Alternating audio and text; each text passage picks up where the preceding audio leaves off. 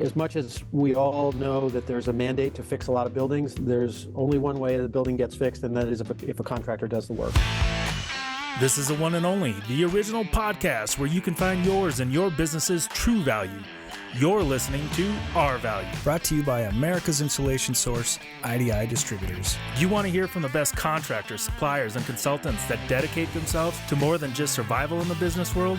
Industry professionals that are dedicated to excellence in every aspect of their business? Our Value has them all here to share that same motivation and knowledge with you. Tune in and grow a more successful, profitable, educated, and recognized business. Listen to the Our Value podcast to become the industry leader in your market. Find your value with Our Value. Welcome all you incredible insulators and critical contractors in and around the home performance industry. We are about to get some golden nuggets of masterful marketing on the Information Express known as the Our Value podcast. Today we have Peter Trost, the founder and CEO of Energy Circle. For those of you that don't know who that is, you really should. So today he is coming on to tell you insulators a little bit about what he sees in the future and planning for 2023. And quite frankly, I'm excited. I want to remind everyone, when we're talking about the Inflation Reduction Act, which is really what 2023 is about, we are talking about billions and billions of dollars by the end of 23. Early adopters will be getting rebates, and the American consumer will be waking up to the idea, thanks to their neighbor and their newfound money, that they need to fix their homes and how much money they can get for doing it. And it's a lot. So, Peter, thank you for joining today. Ken, thank you so much for having me, and thank you for doing this. What a great service this podcast is to all of us. We are going to talk about marketing, the IRA, incentives, rebates. Before we get into that, can you give a quick elevator pitch or mission statement for Energy Circle and what you guys do? Yes, thank you.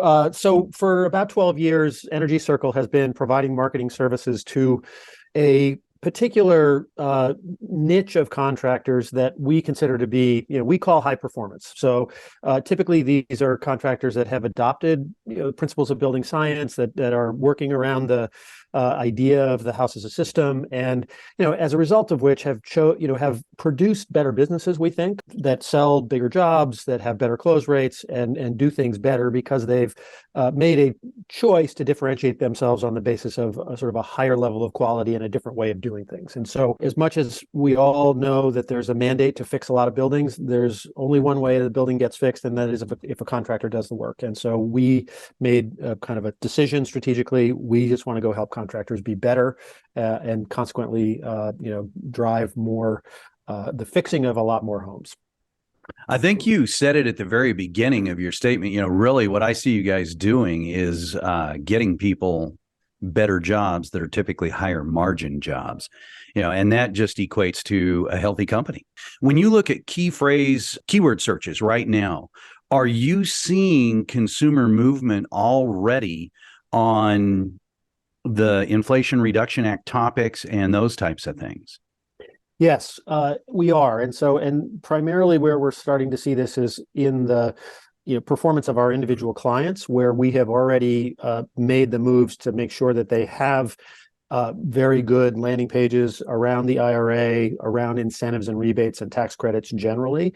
And what we're seeing is that that content that we have produced over the course of the last few months since the IRA was enacted is performing really well. I got some stats from my team earlier that just singular blog posts that are seeing a doubling of traffic month over month, which is while this is somewhat anecdotal, just based on folks that we are working with and our clients, what we're seeing is I think proof enough that there is growing consumer awareness about the IRA and about these provisions, and a lot of anticipation going into next year, which, as you know, has some complications, and we can probably talk a little bit about that.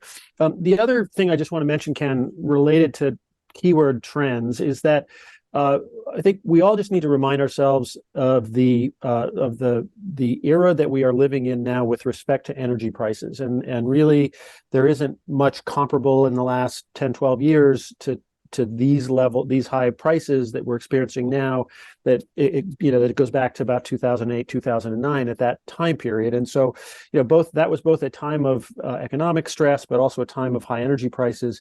And what happened in that time frame is that the values of energy efficiency and cost saving grew. And so, for much of the last, since then, energy prices came down. We've been talking about comfort. We've been pitching, health and various other benefits. But what I just want to make clear here is that we are seeing a resurgence of interest and search in energy efficiency, just for its value itself from a cost saving standpoint. And what's very good for the insulation world is that most homeowners, when they think about energy efficiency, immediately think that the primary solution they can go for is related to insulation. So that's a good thing, and another trend I think that's happening now in addition to the IRA. I'm very glad for that. And I'm glad to see the topics, obviously there's the green topics of saving energy and going electric, but the topics of saving money on energy really do play to a strength of insulation. I completely agree with that. And I think that when you mention someone's single blog post doubling, in my mind, that immediately goes to numbers. I'm just, this is survival. This is, what I've got to do to get seen. So that means if in my first month I get 4 reads, in month 7, I'm getting 256. And then the following month, I'm well beyond 512. And so it just shows you how you can start this train rolling, and then it becomes this exponential generator of income. And just like you're buying equipment to generate income, marketing generates income. And so I see that now. I mentioned green, and I think everyone wants to use less energy. I'm not, you don't have to be altruistic to want to use less energy. And they want to be more green conscious, but it seems like we don't want to sacrifice for it. It's like everyone wants to be seen as green as long as they don't have to pay for it. And I know health and comfort have been our big motivators, obviously since 2020. But is it best to blend the energy saving message into a healthy home message as well? Or is it really separated by income level? Well, I mean, income level is clearly very relevant to how much the message of cost savings, matters to any individual, family, right? So it's clearly the low and moderate income audiences that are, feeling the pressure of, natural gas since last winter up 21%, heating oil up 19%, electricity up 4%. So these are year over year numbers, and they're very meaningful and they're quite high. And I think we're not really talking about them enough, right? As an industry, we've sort of forgotten a little bit about it.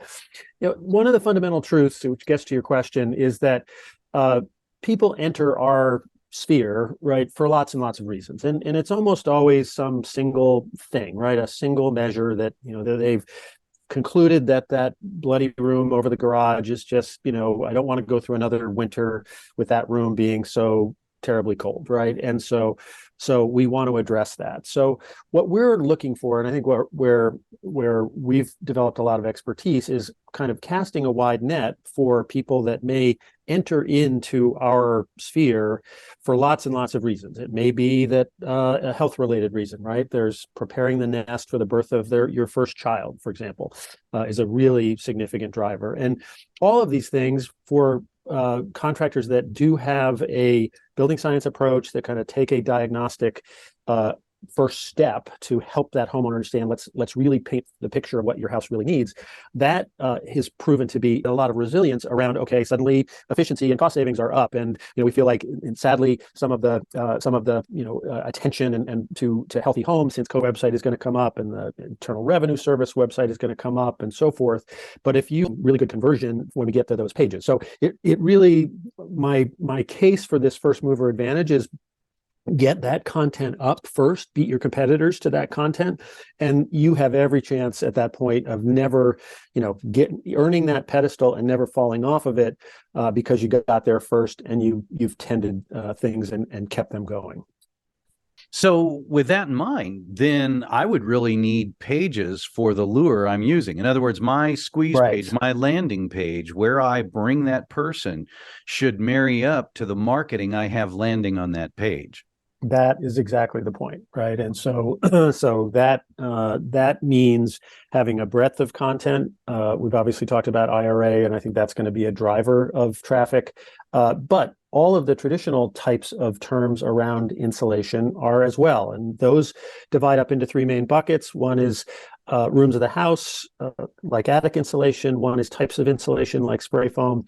The other is the business of installing installation, installer, or contractor, et cetera. And we all know this, I think, and it's great news. Spray foam reigns king. That search term continues to be a massive driver of traffic, more so than anything else, probably followed secondarily by attic insulation and so forth. But you need, in order to win traffic for those things and win traffic to spray foam, you've got to have a really, really good spray foam page, and also not just a solo page. Like, the best case scenario is lots of supporting content around spray foam that answers everyone's questions. How does it work? How much does it cost? What are its benefits? All of these kinds of things that can all be, supportive content that help you really build up a very heavy and credible bolus of content around a subject like spray foam. So I'm seeing it as, whether it's fiberglass or spray foam, I'm going to need at least 5 buckets relating to each one, because if I'm bringing someone through less dust, allergies, asthma, health, that's one bucket. If I'm bringing them through find an insulator for spray foam, how does spray foam work? I mean, you could probably clearly define the buckets, giving each bucket 2 main subjects and maybe 3 below each of those. So I can see how you could almost make a reverse funnel that captures on the landing pages, but one landing page for spray foam, in my mind, and one landing page for fiberglass just aren't going to cut it. That's right. But at the same time, start with where you are, because if the simplest way to think about this is to make sure that you have a page for every one of the significant services that you sell, right? And so if you do spray foam, make sure you got a solid spray foam page. If you also do cellulose, make sure you've got a cellulose page. If you do fiberglass bats, make sure you've got that, et cetera, right? And so all services. All services, and that's the starting point. And listen, doing that makes you better than 90% of the rest of the market, right? So if you get there, and then we can start talking about this kind of sort of infrastructure underneath those pages that really build them up and make them supportive. How much do you see saving money searches trending? And as a follow-up to that, do you still see health trending? Yeah, good question.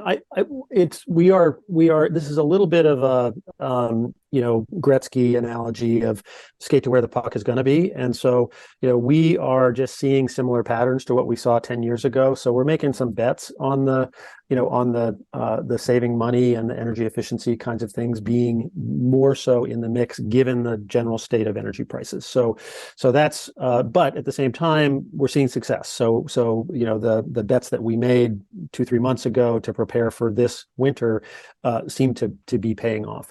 In the health category, things have tailed off a bit since the peak of COVID, but continue to be there. And here's the main thing to know about people's interest in health and their awareness about the possibility there's something wrong in their home. Tends to start with a question in people's minds, which is my home safe, right? Is there something wrong with my home? Is my house, the famous line, is your house making you sick? That is oftentimes the starting point. So what people are looking for to begin with is some kind of a diagnostic approach to say, come to my house and tell me whether that's there. And so we've encouraged folks who already have some kind of an energy auditing process to just augment that process around healthy home assessment as a way to get that people through the door. Now, there's one big caveat to this whole discussion, and this is a regional thing, but this has to do with forest fire smoke. And so a huge driver of concern about indoor air quality has been those locations in the summer that are subject to all of the fire smoke, forest fire smoke, obviously largely concentrated in the West, but not exclusively. And this is really, really interesting around air sealing, because we've always had a hard time explaining the value of air conditioning, or excuse me, of air sealing, and now the conversation at the kitchen table that the reason we want to prevent infiltration in your building envelope is to keep the smoke out becomes suddenly very, very tangible for people. And so we're finding that's that in those regions, that's really powerful. One thing you did bring up, which this is going back towards the money side trending. You talk about the am I eligible crowd. And I know they're definitely going to be a big target. Like you said, skate to where the puck is. You often talk about having long form incentives and financing pages and their success. I know I've seen people with story pages or squeeze pages that just were incredible at generating. So we're going to add a link to your example page for sure on, optimizing. But can you expand on that? Because I think long form pages are the ticket to the future. Yeah, the reason, just to be clear, what we're talking about is a landing page is, a page on a website, not a separate website, or not in any way kind of a separate thing. It's the page on your website. So let's use spray foam. Well, we'll use the incentives page as an example here. With the coming of the IRA, and not just with the IRA, but people need to understand financing, and they need to understand what other state incentives might exist in your area. The having a really solid page about that is the ticket to gaining that traffic. And when we say long form, what we're saying is that for most of these topics, right, whether it's incentives or whether it's spray foam, these are educationally intensive topics. People have a lot of questions about it. They have curiosity about it. And we need to approach it from an educational standpoint. So doing so in a long form, which means a good storytelling, right? It doesn't mean a sea of text. It means a well laid out page that guides people to the questions that they need, is nicely designed, and has a very, very clear call to action. Here is why, here's the value exchange between me giving you my name in exchange for something in return, with all the fear of getting, aggressively sold to. In the mix of that, we have to do that well, and that's the science, right? That's what we are constantly working on, tweaking, never-ending sort of process of how do we make that page work even better. And so one way to think about this is, for any service, for any major thing that you are selling, you ought to be thinking about a landing page, and think about the length of that and how long form it needs to be, based on what you already know customers ask you about that. Do you get a ton of questions about spray foam? Do you get a ton of questions about, well, what about cellulose and how does that work? And so if you know it to be a more question intensive topic, then that's your cue to say we should make a long form landing page for that. Well, and I think also if you're walking someone through a story, then that long form pages are great. If I'm trying to take you from A to B, and A being, you're considering adding fiberglass to your attic, B being, oh, heck no, I'm not doing that. And so, if that starts out with, you're not going to get a good air seal, and the air seal is the most important thing, and you won't get one unless you vac out the old stuff.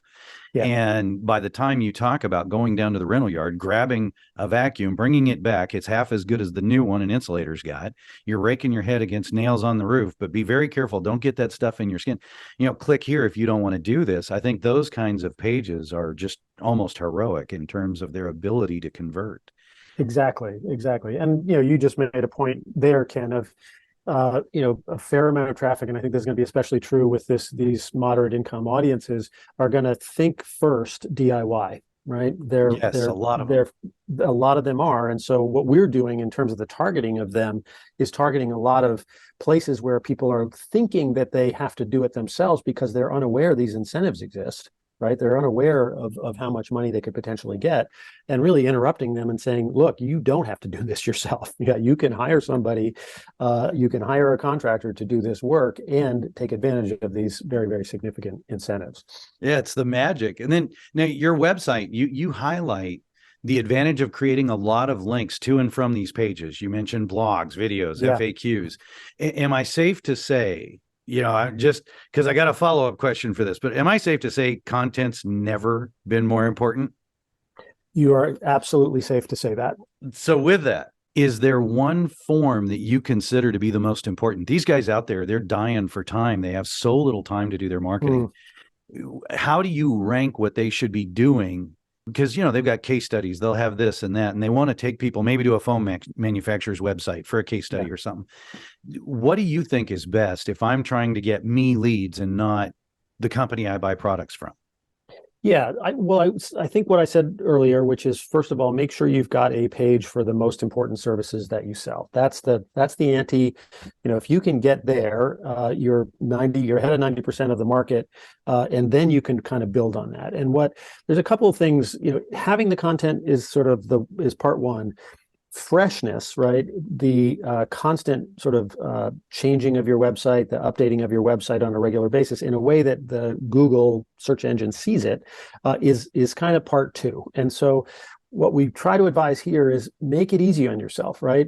Case studies, in the most case, if they're set up properly and you don't get too elaborate about what you're trying to tell in a case study, they're pretty easy, right? You do a job, you know what the CFM50 was, but when you started and what it was when you finished, just get that stat in there.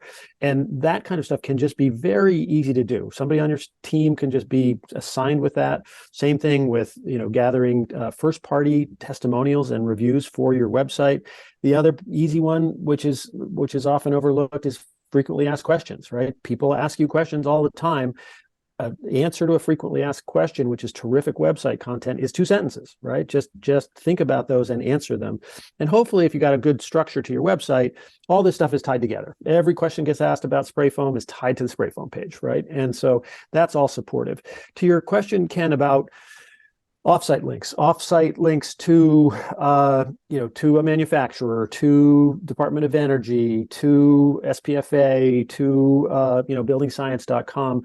There is credibility. The search engine values seeing that you are doing that, particularly if the link is to a very authoritative website, for example, like buildingscience.com.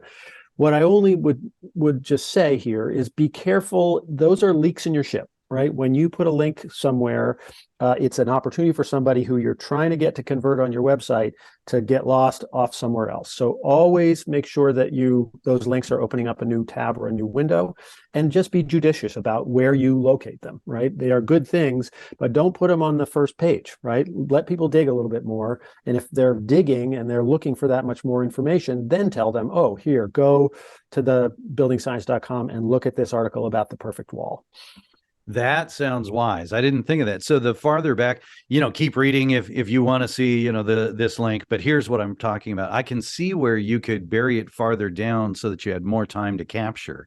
The other thing I saw was, this latest study came out and it said that the number 2 search engine is YouTube. Yes. And, that's wow.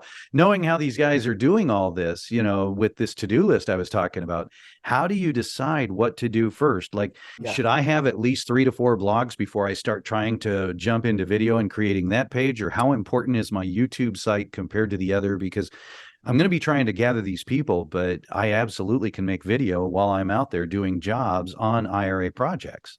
So video is increasingly important, and it is what homeowners want to see. The demand for it is there. Keep it short and simple. We track the data on fall off rates, and after 90 seconds you see a significant kind of drop off.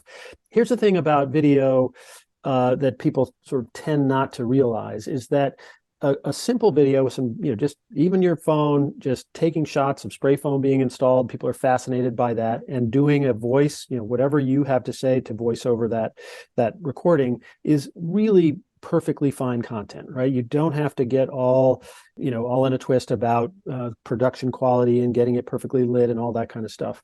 The other thing is that transcription these days, is dirt cheap. So for you to do a video like that for 90 seconds and then just have that transcript of your voiceover put into words, in some ways solves the kind of blog problem, right? Like, because blogs are simply a methodology for putting words on a page that Google consumes and can use to sort of determine the authority and the content of your website. So doing those videos, having a good voiceover that you can just do spontaneously, and then transcribing those is the magic. The thing to know or to think about when you think about the YouTube as a search engine is, especially in the insulation category, it is very dominated by people looking for do-it-yourself solutions. And so that is not a bad thing necessarily, because of what we said before, which is that more of the people in this moderate income category are thinking of doing it themselves, but not knowing that these incentives exist. So you can intercept them. It's just important to know that that's kind of what a preponderance of the YouTube insulation related searches tend to be in that category. Now, the other one that's funny kind of is that there's just an amazing fascination with watching foam expand, right? And so, we've seen examples of TikTok videos that have 42 million views, and it's just a simple, video of somebody spraying, right? So there's a lot of that out there. You said to have things transcribed. So even the videos I have on there now, where would you put that transcription? Well, you can either just associate it with the video on your website, right? Just sort of, you could make a sort of call it a blog post or whatever form you want, just to have that video and then include the transcription, or put it separately, right? Just turn that transcription, the word part of it into a blog post. That would be fine as well. So as far as timing, I saw your chart on staging for 2023 and breaking down your marketing focus for 2023 into like tax credits Q1, audience building Q2. I think it's dead on. You want to elaborate on that? Yes. I think the thing that we all need to be very wary of here as we are, as this sort of interest in the IRA is building, is that for most states, even the fastest states those rebates are not going to be available till Q3, Q4, and I'm hearing in some cases not even until 2024. And so what we want to be very careful about, and we're starting to see this already, is creating too much kind of demand for these incentives when they're not going to be available. So what we're recommending is, go hard now on the tax credits, right? Starting Jan 1, you've got a $1,200 tax credit for insulation and air sealing. We are sort of arguing, look, in the beginning of the year, make that your main priority. Build the platform so that later, as you have more visibility as to when your state is going to get those rebate dollars to market, build that kind of IRA foundation, and then prepare when the dates to turn that on aggressively. But we all need to be very careful, and we're seeing some of this already where, jobs that got sort of booked already in 2022, people are saying, I think I want to wait till next year so I can get these rebates. And so we just need to be aware of that. And obviously, I would argue, get involved with your state energy office, because, really it's that the federal government's going to meet their deadline of the spring to get the money to the states. Once it's there, it's really up to those state energy offices to determine how quickly it's going to get into a program and figure out how it's going to get to market. I know you say you want content from every angle and be the local expert. Can you talk about the first mover advantage and the magnitude or impact that has on your rankings in your market? Yes, the first mover advantage is available to us for topics that are emerging, right? So IRA is one of those, on the mechanical side, heat pumps are one of those. And so when you can be first, and meaning to that you can have the most authoritative website content about that topic in your marketplace, the chances of you getting dethroned from that position are very, very low. And so getting there first has enormous value, right? And so that's why, we're arguing, get the content out there, be cautious, about overhyping the rebates before they're going to be available, but getting that foundation in place and then being prepared to turn on the gas as soon as it's time. That's our recommendation. Perfect. So knowing that a lot of this really is geared to the lower middle income or median income, on the lower income side, should I be reaching out to NPOs, nonprofit organizations, program managers in my area where I live, to make sure they're aware of what's coming and helping them spread the word? In other words, I could make a lot of free salespeople out of them. I'm just giving them one more thing. Hey, did you know? Do you think that would be a worthwhile effort? I think it is. I mean, obviously every business has got to decide that this is a priority for them and to what extent they want to prioritize these audiences. If you're going to be aggressive about it, because as we said, so many of these rebates are oriented towards that low and moderate income audience.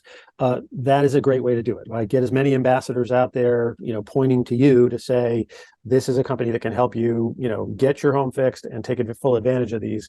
I think that's really helpful.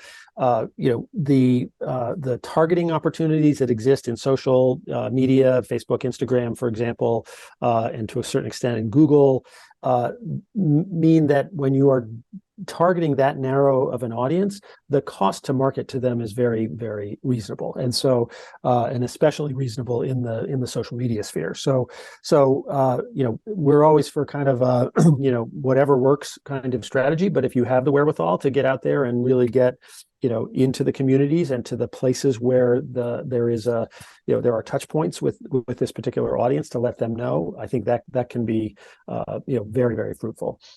My content, I would love to try and gear it that way. And you bring this up, targeting by zip code.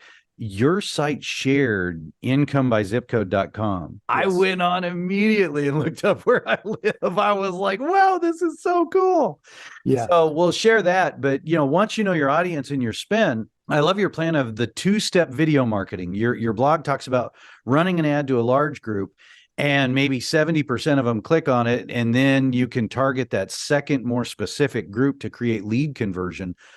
I love this. So how do you follow that customer and then target them specifically if they're not filling out a form? Is that easy to do? It is. This is one of the features of digital marketing that people don't know that much about and don't take full advantage of. The concept here, as you said, Ken, is let's develop a target audience. We could be based on zip code or interests or whatever it may be.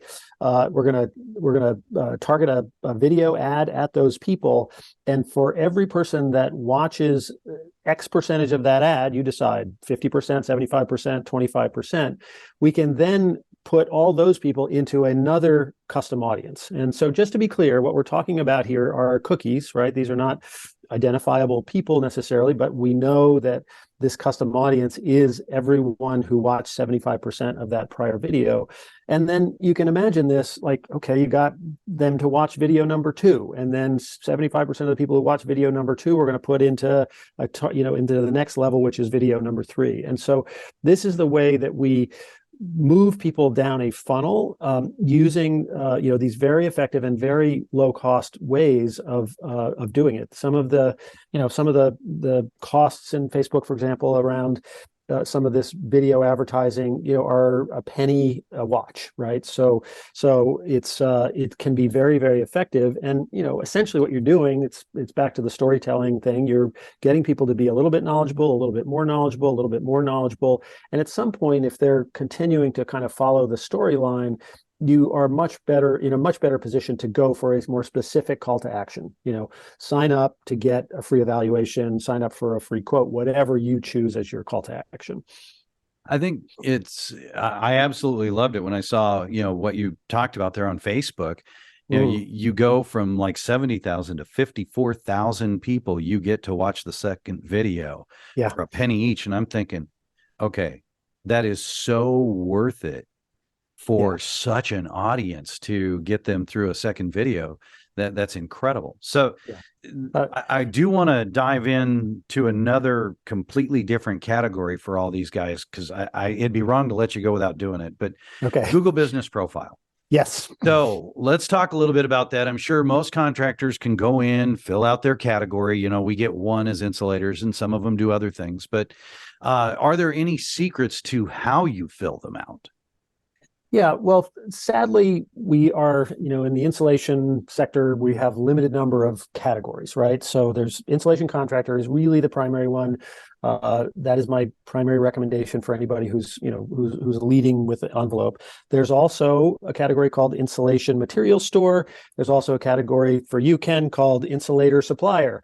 So there is no penalty, for using multiples of these terms. And so you always want to have the first one, the primary one be the most important one. And I would argue, as I said, that insulation contractor is one. So that's first and foremost. There's no other place on the internet where you are signifying to Google what the category of your business is that is as important as that. So that's starting point. And obviously once it's done, it's not really much to do, right? If you happen to also have heating and cooling services, for example, you might switch those out seasonally. But other than that, it's a set and forget kind of thing. Your story on it, though, it does talk about how you can go in and fill it out, but the keys to boosting its performance are to mention Q&A features, weekly posts, things like that. That's so right. Is there spots inside the Google Business Profile that I need to fill out a certain way, or?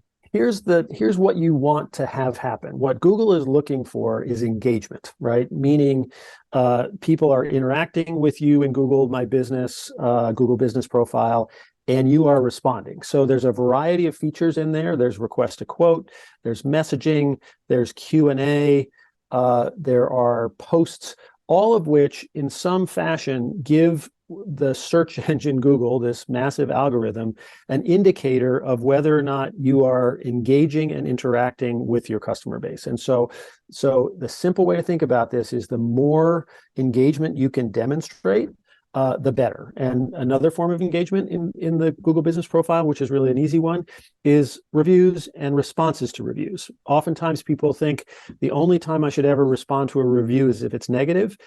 We recommend responding to all of them. And we've got lots of data on this with a couple of, our clients that have just been really good at it, right? They're just the kind of people that say, thanks so much for the review. Great to have met your dog, whatever you want to say, that those are also succeeding. So the watchword here is engagement, and just look for every opportunity you can to be interacting with people through that system called Google My Business. Okay, you added another subject because now I'm curious. So I know that because there's an ocean of 5-star reviews, Google has started to make reviews searchable by key term. We got a place in Arizona, there was 100 scorpions, literally. I killed 100. Yeah. And so when I went in and searched, I searched the term scorpion. I wasn't just looking for any pest control person. So let me ask you this, because I don't know the answer to this. When you respond to someone who gave you a review and you ask them about certain aspects of a project and they respond back and actually name, say it's sound attenuation, would that then become searchable? Yes. Yeah. Oh, you're raising thank the Lord. You are raising a very important point about the evolving nature of reviews, which is we are evolving beyond just the star averages and more to two buckets of kind of actual terms within what people write in the review. One is the nature of the quality of the work, the professionalism of the work, and the other is what the work was. And so the extent to which we can get we can prompt people when we ask for the review to talk about the impact of the new insulation that we just installed for you, et cetera, to talk about the new levels of comfort that exist or the perception of health that exist. All of that is for the good, right? And so you can, as you say, there tends not to be very much back and forth in a review sort of response, but if you can definitely say, Mrs. Jones, so glad we were able to get that, that bonus room insulated or fix your crawl space. Any kind of keyword information like that you can get in there, that is all for the good. And just don't overcomplicate this. What we're trying to do is signal constantly, I'm in the business of insulation, of fixing bonus rooms, of fixing crawl spaces, et cetera. And those kinds of keywords in there are very, very effective. Nice. So everybody listening wants to be in the 3-pack. Mhm. The first 3 you see when you search anything on Google. Yeah. Are there other things I could be doing to move that needle higher? I know someone said check in at every job. What, I don't even, where do you check in? Do I just do it on my own blog? Yeah. So, but, what about that? Yeah, it's a great question. So just to make sure everybody's clear on this, Google sadly has a significant bias towards your physical office location, right? And so typically somebody is searching insulation contractor Dallas. Whoever has got a Dallas address is going to be, has a leg up in terms of winning that search. And so that's something that Google has been saying for years that they intend to fix for service area businesses because it's totally irrelevant, but they haven't done it. And I'm starting to not hold my breath anymore for that to happen. Consequently, you have to do a lot of different things to signify the priority geographies in which you do work. And so there's lots of ways to do this. You can do city pages. I can have a page about, insulation services in Dallas, insulation services in Arlington, whatever it may be, that is the priority for you. Very important. We talked about case studies earlier. If you can put a geographic indicator on a case study, that is very effective. If you are going to put third-party reviews or testimonials on your own website, having the location of that person, their name isn't that important. It can be Agatha J. In Arlington, Texas. That is what you want, is the Arlington, Texas. So the more and more you can just have geographically oriented content on your website, the better. And the trick here is always to understand the unique ways in all parts of the country that people think about their geography. There's this great term in called Chicagoland, right? Well, so that's one of the things that people search for. In New York, Long Island in particular, people use Long Island, and people use Nassau County, and people use Babylon, New York, the name of the city. So you have to kind of know your area. And the one piece of advice I would have here is beware of being a mile wide and an inch deep. It's really important to prioritize because it's hard to, if you pick, 50 cities that you're trying to win and rank in your service area, it's hard to really be good in every single one of those. But simple direction is more and more geographic content relative to your service area, the better. Perfect. We could go on so much longer, but before we go, I want to expand on one more thing. You mentioned multi-year plans to capitalize on these incentives coming. Yeah. I think that is wise. I didn't think that all the way through before, especially with, lower to moderate income customers. So Can you talk about that? Yes. There's a couple things going on here. One is obviously the ability to use the tax credit year after year after year, the ability to use some of these rebates in multiple years, I think is going to have people thinking in a more of a multi-year kind of mindset. And so again, back to the point that we have to engage people and keep them interested, for perhaps many, many months before the actual rebates are going to be available. What we're suggesting is offer a kind of a planning approach, right? We are going to determine the rank order of what it's going to take to fix your house, Mrs. Jones. We'll give you a plan to make sure that you are taking full advantage of the rebates that may be available, the tax credits that may be available if you're eligible for those or you need those, and also clearly, the stack order of what's going to have the biggest impact in the short term in improving your house. And so we think that this kind of a longer term plan approach is the best antidote to this potential trough that's going to happen in the first 3 quarters of the year, where people are like, I want these incentives, but I'm not going to take any action until they're actually available. Well, Peter, thank you so much for taking the time to do this. That is excellent. There were really some great nuggets our contractors can use to strengthen their position in the marketplace.